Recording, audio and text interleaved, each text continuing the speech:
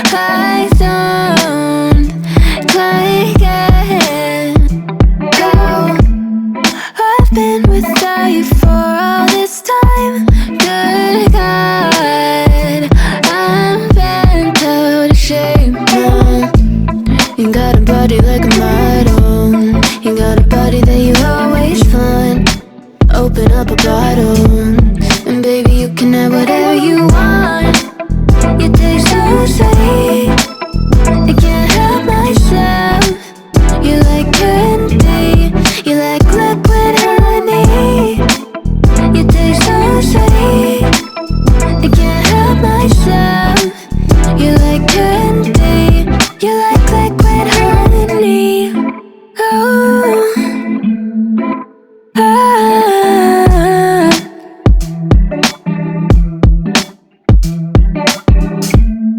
We're moving places I can't control. Dans la précédente vidéo, j'ai expliqué qu'après avoir abordé différents thèmes tels que l'éducation, la pédagogie, l'enseignement d'un côté, les civilisations antiques, les civilisations qui nous ont précédés,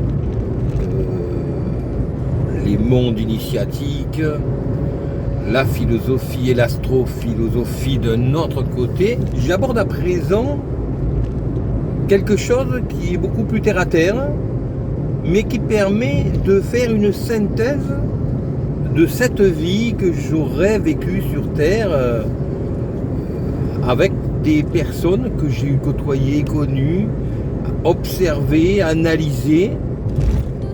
Et a posteriori, ce qui est intéressant, c'est de voir qu'est-ce que ces personnes m'ont apporté d'un côté, en bien, en moins bien. Up a bottle, and baby you can have whatever you want. You taste so sweet, I can't help myself. You like candy, you like. Et dans tous les cas, quoi qu'elle m'ait apporté, que cela ait eu été du bien ou du moins bien, elles m'ont apporté quelque chose, en sens où elles m'ont fait comprendre certaines choses dans la vie. Et c'est cela qu'il faut retenir finalement. Parce que c'est vrai que certaines personnes ont été extrêmement positives, en ce sens qu'elles m'ont montré l'exemple que j'ai suivi dans certains domaines. D'autres par contre m'ont montré l'exemple à ne pas suivre. Je pense qu'il en est plus ou moins de même pour chacun d'entre nous, si ce n'est que d'un côté nous n'en avons pas forcément conscience et de notre côté nous ne portons pas forcément cette conscience au stade de l'analyse. Je ne vais donc pas aborder ici mes premières analyses. Je rappellerai simplement les fondamentaux que j'ai abordés dans la précédente vidéo et que je préciserai ici. Je synthétiserai. Car encore une fois, comme je le dis à chaque fois, ces vidéos sont faites pour moi et pour la postérité, ou plus précisément pour les postérités, c'est-à-dire les générations futures et les civilisations futures. Donc ce n'est pas fait pour le temps présent en quelque sorte. Cela est fait comme l'ont fait tant de personnes avant nous, en laissant le témoignage de leur époque, de ce qu'ils vivaient, de ce qu'ils ressentaient à leur époque, dans le contexte dans lequel ils vivaient. Et nous sommes bien contents de l'avoir. Ce ne sont pas forcément des personnes qui ont été connues. Je pense par exemple à un exemple extrêmement illustre qui n'a jamais écrit, Socrate. Eh bien, tout ce que nous savons de lui nous vient de ses élèves et des personnes qui l'ont écouté. Donc ces personnes sont totalement inconnues pour la plupart, mais nous ont permis de connaître qui était Socrate par exemple. Donc c'est un petit peu dans cette dimension que je m'inscris, dans le sens où les témoignages que je laisse vont permettre d'avoir des traces de ce qu'est notre époque, vue par un esprit tel que le mien, qui n'est pas forcément orienté comme l'esprit de tout un chacun, sans qu'il y ait là de comparaison en bien ou mal, mieux, moins bien. La simple différence est parfois très enrichissante. Donc dans ces vidéos qui suivront, de temps en temps, puisque je continuerai bien entendu à traiter les thèmes que j'ai commencé à aborder, je reprendrai plus ou moins les caractéristiques de chacune des personnes qui m'ont marqué, principalement avec les bons côtés. Parce qu'avec du recul, ce qui compte, c'est ce que nous ont apporté ces personnes. Alors certaines personnes, comme je le disais précédemment, nous ont apporté de bonnes choses, et d'autres de moins bonnes choses. Mais dans tous les cas, elles nous ont apporté quelque chose. Et c'est cela qui est bon.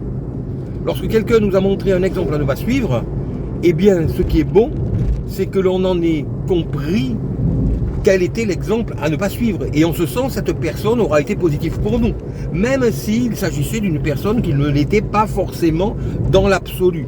J'espère être assez clair là-dessus. Donc, toutes les personnes que j'ai eu rencontrées et qui m'ont marqué ont eu une influence positive sur moi, en ce sens que toutes m'ont permis de comprendre certaines choses.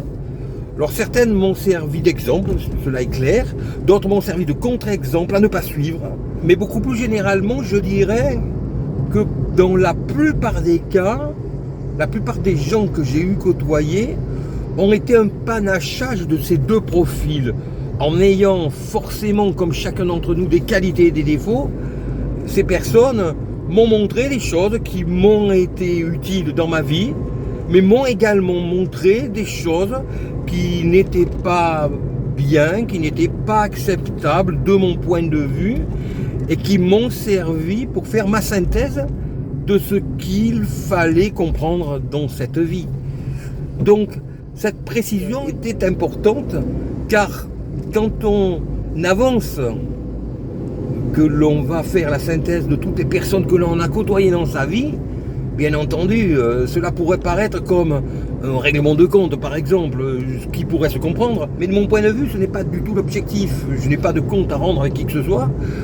Tout d'abord parce que tout le monde a des qualités, a des défauts, tout le monde va faire de bonnes choses dans la vie et de moins bonnes choses, et que je ne suis pas là comme un justicier qui doit juger les uns et les autres, sachant que je ne suis moi-même pas plus parfait ou moins parfait que toutes ces personnes-là. Donc je ne suis pas là pour les juger, mais simplement pour comprendre ce que sont ces personnes, et par là même comprendre l'humain un petit peu mieux grâce à ces personnes que j'ai connues avec leurs qualités et leurs défauts. Alors j'ai une caractéristique qui est toujours présente, mais qui l'était déjà lorsque j'étais très jeune, qui consiste à écouter les autres. C'est-à-dire que, contrairement à ce que l'on voit assez fréquemment, aussi bien chez des jeunes qui n'écoutent personne, que chez les plus vieux, chez qui on entend parfois l'expression suivante, à mon âge je n'ai plus de leçons à recevoir de qui que ce soit. Ça m'a toujours étonné d'entendre cela, et cela est un exemple qui m'a été très utile de ce qu'il ne faut pas faire. Et donc en ce sens, j'ai toujours écouté les uns et les autres. Ça ne veut pas dire que je suis quelqu'un d'influençable, bien au contraire, mais j'ai toujours essayé de voir ce qu'il y avait de bien dans ce que pense chacun, même si dans certains cas, je vais être en désaccord avec 95% de ce que pense quelqu'un. Cela n'empêche pas que s'il y a 2, 3, 4%, 5% de ce qu'il dit qui est intéressant, que ceci doit être pris en considération et non pas rejeté du fait des 95% ou 98% que l'on rejettera. Les vérités sont un petit peu comme des pépites d'or que l'on doit tamiser longuement, en rejetant une foule de gravaches chez quelqu'un pour finalement trouver la pépite. J'ai trouvé ça chez beaucoup de gens qui sont encombrés d'un fatras de problèmes, de défauts plus ou moins importants qui cachent de vraies valeurs. C'est dommage, parce que ces valeurs, il faut les faire ressortir, et je dirais même que cela a toujours été la base de ma pédagogie. C'est-à-dire qu'avec mes élèves, j'ai toujours cherché les valeurs, le joyau en chacun d'entre eux, chacun d'entre elles, pour le faire ressortir, pour leur en faire prendre conscience, tout d'abord évidemment. Parce que lorsque l'on a des élèves qui ont tous les défauts que l'on peut avoir, bien entendu, lorsqu'on est très jeune, bien souvent les parents, les autres enseignants font ressortir ces choses-là qui sont négatives et cachent le positif. Alors que, en ce qui me concerne, je me suis toujours évertué de faire ressortir le positif chez quelqu'un. Et le résultat a toujours été que mes élèves m'ont toujours écouté grâce à ça quelque part. Parce que j'ai souvent été la seule personne qui leur a fait croire en eux, en leur montrant ce qu'ils ont de potentiel, ce qu'ils ont de possibilités. Et à partir de ce moment-là, j'ai souvent été le seul à les activer pour qu'ils développent leur potentiel positif. Et c'est ce qui fait que la plupart, quasiment 98-99% de tous mes élèves sont des personnes qui s'en sont bien sorties en développant leur potentiel. Et si je devais revenir sur ce sujet pour en terminer, c'est vrai que j'ai eu la chance d'avoir des élèves qui m'ont toujours beaucoup écouté, que ce soit des élèves en cours particulier, aussi bien que mes classes. Ce sont des personnes qui souvent ont fait le calcul suivant.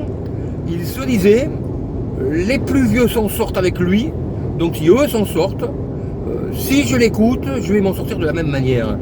Et en ce qui concerne mes cours particuliers, c'est très étonnant de voir que de génération en génération, ils se sont toujours stimulés les uns et les autres de cette manière-là. Et c'est très intéressant parce que ce calcul simple de dire si les autres en sont sortis en l'écoutant, moi je vais l'écouter aussi pour m'en sortir. Même si parfois certaines personnes forcément n'ont pas eu envie de m'écouter, parce que je suis quelqu'un qui a son caractère, et comme tout un chacun ayant son caractère, celui-ci va plaire à certaines personnes, moins à d'autres, vont heurter certains, et donc tout le monde n'aura pas forcément envie de m'écouter, ce qui est normal. Mais par contre, en prenant en considération le fait que mes élèves s'en sortent, la plupart m'ont écouté à 99% et s'en sont sortis. La seule exception, je dirais, eh bien, comme pour beaucoup de secteurs et pour beaucoup de métiers, c'est la famille. J'ai eu 3 enfants, par exemple. Alors j'en ai eu un, sur les 3, qui a fait le même calcul que mes autres élèves. Il voyait les élèves qui s'en sortaient. Bien entendu, j'étais le père, donc à l'adolescence, on n'écoute pas le père, c'est la dernière personne qu'on a envie d'écouter. Eh bien, l'un des 3 a quand même eu l'intelligence de se dire que même s'il n'avait pas envie de m'écouter parce que j'étais son père, eh bien, vu que mes élèves s'en sortaient tous, très bien, il avait intérêt à m'écouter s'il voulait étudier, réussir ses études et s'en sortir dans la vie. Et il s'en est bien sorti. Alors que sur les 3, les 2 autres n'ont pas eu cette même intelligence. Ils n'ont pas bénéficié de notre côté de l'aide de leur mère qui aurait pu les aider à aller dans ce sens, ne serait-ce que pour qu'ils réussissent leur vie. Celle-ci ne les a pas influencés dans ce sens-là, c'est dommage.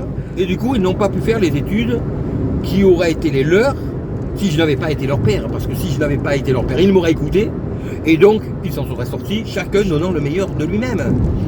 Alors, ce qui est un petit peu malheureux, c'est vrai, c'est que quand on voit un enfant comme leur frère aîné, qui avait un potentiel à peu près équivalent aux 2 suivants, qui a validé des études universitaires honorables, on se dit que les 2 petits frères auraient pu faire la même chose, mais qu'au lieu de cela, ils n'ont pas dépassé le niveau du bac. Ce qui est un petit peu dommage, forcément, puisqu'on n'a pas du tout la même vie au quotidien pendant 40 ans lorsque l'on se lève chaque matin pour aller travailler, lorsque l'on a un niveau bac, ou lorsque l'on a un niveau bac plus 2, bac plus 3, bac plus 5. Bien entendu, on n'a pas du tout la même vie, on n'a pas du tout la même fierté, on n'a pas du tout le même sentiment de réussite. Je viens donc d'aborder ici brièvement des exemples de personnes que j'ai donc eu côtoyées dans ma vie, puisque les enfants que l'on a sont des personnes que l'on côtoie un certain temps, que j'identifie à une vingtaine d'années, car ensuite, quels que soient nos enfants, dans tous les cas, à un moment donné, ils tracent leur route et ils ne vivent plus avec les parents. Donc nous les avons à la maison une vingtaine d'années. Les 5 premières années comptent si l'on veut, mais elles n'ont pas valeur de véritables échanges entre individus puisqu'ils sont en cours de formation. Ensuite, arrive la période de 5-7 ans où ils commencent à s'exprimer vraiment, où ils commencent à avoir vraiment de vraies discussions et où cela devient intéressant, jusqu'à un âge qui très rapidement commence à bloquer, qui est l'âge de l'adolescence. Alors, de mon côté, j'ai eu la grande chance d'avoir des enfants avec qui il y avait une très bonne communication pendant leur adolescence, même si c'était des adolescents comme tous les autres adolescents, avec leurs difficultés, leurs qualités, leurs défauts. Mais malgré tout, j'ai pas eu de blocage au niveau communication avec les enfants, contrairement à beaucoup de pères. Et donc, j'ai quand même eu une très longue période de communication avec mes enfants avant qu'ils tracent leur route et fassent leur chemin d'adulte, où bien entendu le père n'est plus la priorité, ni même la mère d'ailleurs, puisqu'il est normal qu'à un certain âge les enfants fassent leur vie. Et donc ceci pour dire que même les enfants, même les parents que nous avons également côtoyés pendant à peu près le même laps de temps, ont une durée de vie avec nous qui est une durée de vie finie. Ce n'est pas une durée de vie indéterminée. Lorsque l'on est adulte, on voit ses parents une fois de temps en temps, mais ce n'est pas parce que l'on voit ses parents une fois par semaine ou tous les 15 jours ou pour les fêtes annuelles que l'on vit avec eux. On a vécu avec eux lorsque l'on était enfant. Et ensuite, ce sont des personnes qui nous ont apporté quelque chose, mais qui font partie de tout le potentiel des personnes que nous avons connues au cours de notre vie et qui nous auront amené quelque chose en termes de positivité et de négativité comme tout le monde. Voici donc le but de ces vidéos et la manière d'aborder ces vidéos où je vais traiter de ces différentes personnes que nous avons côtoyées un certain temps dans notre vie et qui en ce sens nous auront apporté beaucoup de choses dont il est bon de savoir faire la synthèse, ce que je vais donc faire, personne par personne, avec chacune des vidéos qui suivront sur ce sujet-là, sans que, je le répète bien, cela soit une critique, car la critique, pour moi, n'a pas sa place dans l'optique dans laquelle je m'inscris pour faire ces vidéos. Il est beaucoup plus intéressant de faire la synthèse de tout ce que quelqu'un nous a apporté de positivité et de négativité qui a permis à notre personnalité de se forger pour finalement faire une synthèse de cette vie que nous aurons vécue. Donc, quelles que soient les personnes que nous aurons côtoyées plus ou moins dans la vie, celles-ci nous auront apporté quelque chose et nous auront permis d'évoluer jusqu'au stade final où nous nous trouverons au moment où se fera la synthèse. La critique n'a donc absolument pas sa place dans la démarche qui est la mienne en faisant ces vidéos. Car finalement, chacun d'entre nous devrions remercier les personnes que nous avons eu la chance de côtoyer. Que ce soit les personnes que nous avons aimées, que nous avons détestées, qui nous ont fait du bien, aussi bien que celles qui nous ont fait du mal. Car parfois, je dirais même très souvent, le mal est nécessaire pour intégrer certains principes et parfois passer à des étapes supplémentaires. Je pense ici par exemple aux séparations. Lorsque l'on se sépare de quelqu'un dans sa vie, cela est toujours douloureux.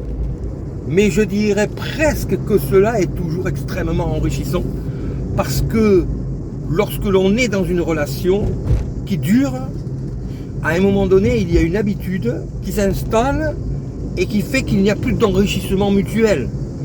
Et que chaque jour qui passe devient un jour pour rien. C'est l'impression que j'avais eue dans ma première vie avec la mère de mes enfants. Donc je dirais qu'en quelque sorte, ce n'est pas celle-ci qui est à blâmer, mais il fallait simplement comprendre que la vie est ainsi faite qu'à un moment donné, il faut parfois savoir passer à autre chose pour continuer à évoluer. Là où par contre nous sommes responsables, c'est lorsque les choses se passent plus ou moins bien. Et ce qui est intéressant, c'est de voir les personnes qui sont capables de faire que les choses se passent au mieux pour tout le monde et celles qui ne le sont pas.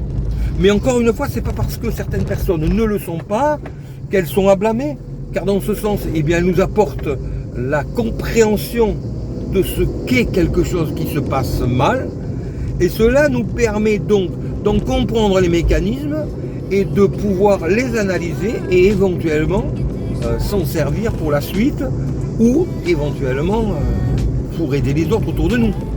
Donc d'une manière ou d'une autre, rien n'est perdu et tout sert à notre évolution de manière à ce que celle-ci se fasse au mieux jusqu'à l'ultime synthèse qui se fait à la fin de cette vie. Mais je n'en dirai pas plus sur le sujet, cela fera l'objet d'autres vidéos.